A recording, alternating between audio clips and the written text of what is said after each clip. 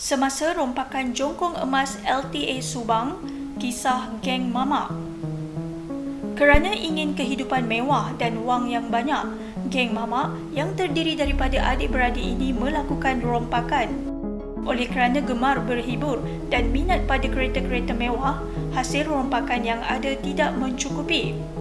Geng ini mula mencari sasaran lain yang boleh menghasilkan wang yang banyak. Pada pertengahan tahun 1994, salah seorang adik-beradik dari geng ini mendapat satu maklumat. Komplek penyimpanan kargo di lapangan terbang antarabangsa Subang akan dijadikan tempat penyimpanan sementara 300 kg jongkong emas yang akan diterbangkan dari Amerika Syarikat.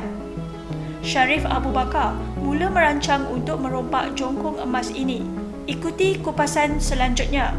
4 bulan sebelum berlakunya rompakan jongkong emas di LTA Subang, geng mamak mula menyusun strategi. Sharif Abu Bakar bertindak sebagai perancang utama. Pada mulanya, mereka ke Pulau Pinang untuk mencari dan mengatur penjualan jongkong emas yang bakal dirompak. Antara modus operandi geng ini ialah mereka tidak akan menyimpan lama barang rompakan untuk menghilangkan jejak bukti terhadap mereka. Setelah mendapat bakal pembeli dan harga yang dipersetujui, mereka kembali ke Kuala Lumpur. Mereka menyewa sebuah hotel berdekatan LTA Subang dan menjadikan bilik hotel ini sebagai bilik gerakan. Dengan menggunakan teropong, mereka mula memantau pergerakan kenderaan dan lori-lori kontena yang memasuki kawasan kargo. Pemantauan juga dilakukan untuk mengetahui tahap kawalan keselamatan di kawasan itu serta pengawal-pengawal keselamatan yang bertugas. Pintu-pintu masuk dan layout kawasan penyimpanan kargo dibuat.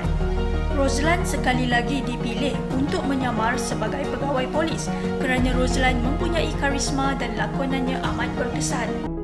Rancangan mereka amat teliti dan mereka berlatih berulang kali bagaimana untuk masuk dan memunggah jongkong-jongkong emas yang banyak nanti. Selain adik-beradik ini, ada 3 orang lagi ahli geng mamak yang terlibat. Setelah jongkong emas disahkan berada di tempat penyimpanan kargo, mereka memilih awal pagi 31 Ogos untuk melakukan rompakan. Tarikh ini dipilih kerana sehari sebelum dan selepas itu, pihak polis akan sibuk dengan persiapan menyambut kemerdekaan dan mereka ada ruang yang selesa untuk bergerak. Pada jam 4 pagi 31 Ogos 1994, geng ini mula bergerak ke kawasan penyimpanan kargo dengan menaiki 2 buah kereta.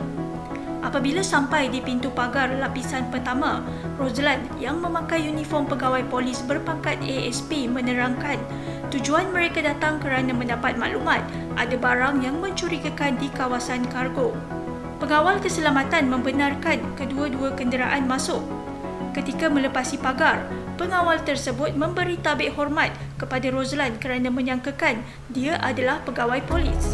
Kenderaan mereka menuju ke lapisan pagar yang kedua. Di situ juga Roslan memainkan peranan dan 3 orang pengawal yang ada bukan sahaja membenarkan mereka masuk tetapi juga mengiringi mereka ke gudang tersebut kerana pengawal-pengawal ini menyangka Roslan dan yang lain adalah pegawai polis yang menjalankan tugas rasmi. Setelah mereka semua masuk ke dalam gudang, geng ini mula bertindak. Mereka terus mengikat ketiga-tiga pengawal itu. Oleh kerana telah melakukan latihan berulang kali, geng ini cuma mengambil masa kurang 20 minit untuk memindahkan jongkong-jongkong emas seberat 300 kg ke dalam kenderaan mereka. Pengawal keselamatan yang diikat tidak dicederakan dan ditinggalkan di dalam gudang. Mereka kemudian menaiki kereta dan menuju keluar. Di lapisan pagar yang pertama, sekali lagi pengawal yang bertugas memberi tabik hormat ketika mereka melepasinya. Seperti yang dirancang sebelum ini, mereka menuju ke safe house di sebuah negeri di utara Semenanjung untuk meleburkan jongkong-jongkong emas ini bagi menghilangkan nombor siri dan bukti sebelum dijual. Pihak polis yang mendapat maklumat mengenai rompakan ini bergegas ke tempat kejadian. 3 orang pengawal yang diikat itu mengatakan polis yang merompak jongkong emas itu dan mengikat mereka. Setelah polis meneliti CCTV ketika kejadian, Polis mendapati kumpulan yang memakai uniform polis ini hanya menyamar sebagai polis berdasarkan pergerakan dan body language mereka yang tidak menggambarkan sebagai pegawai dan anggota polis. Akhbar-akhbar utama mula melaporkan kejadian rompakan ini yang merupakan rompakan jokong emas yang terbesar pernah berlaku di Malaysia. Kejadian ini juga mendapat perhatian dari Dr. Mahathir bin Mohamad yang pada ketika itu menjadi Perdana Menteri. Beliau secara sinis menegur, jika jongkong emas boleh hilang di kawasan kargo lapangan terbang yang dikawal ketat, tidak mustahil kapal terbang pun boleh hilang. Pihak polis juga menerima tamparan hebat kerana masih gagal mengenal pasti suspek-suspek yang terlibat. Pada ketika itu, polis menumpukan siasatan pada kumpulan penjenayah antarabangsa kerana menyangka tidak ada kumpulan penjenayah tempatan yang berkeupayaan melakukan rompakan yang licik dan besar ini. Pasukan penyiasat diketuai oleh pegawai polis yang terkenal iaitu Amidun Anan dan Azizan Anan. Kedua-dua adik-beradik ini tidak menyangka bahawa mereka akan berdepan dengan geng mamak yang juga mempunyai pertalian adik-beradik.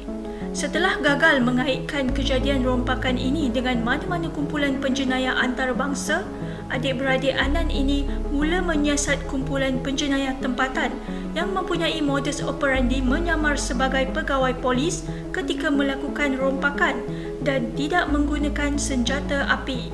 Mereka akhirnya mengenal pasti satu kumpulan tempatan yang menepati modus operandi yang sama ketika merompak dan tidak menggunakan senjata api. Kumpulan ini juga pernah merompak lori kontena, gudang rokok serta minuman keras dengan menyamar sebagai pegawai polis.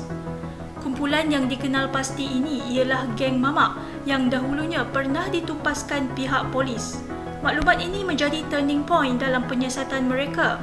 Sekali lagi, geng mamak akan diburu dan pemburunya bukan calang-calang pegawai polis. Mereka ialah adik-beradik Anan. Saksikan video akhir yang memaparkan pemburuan dan penangkapan geng mamak ini dalam video bertajuk Selepas Rompakan Jongkong Emas LTA Subang, Kisah Geng Mamak. Sekian, terima kasih.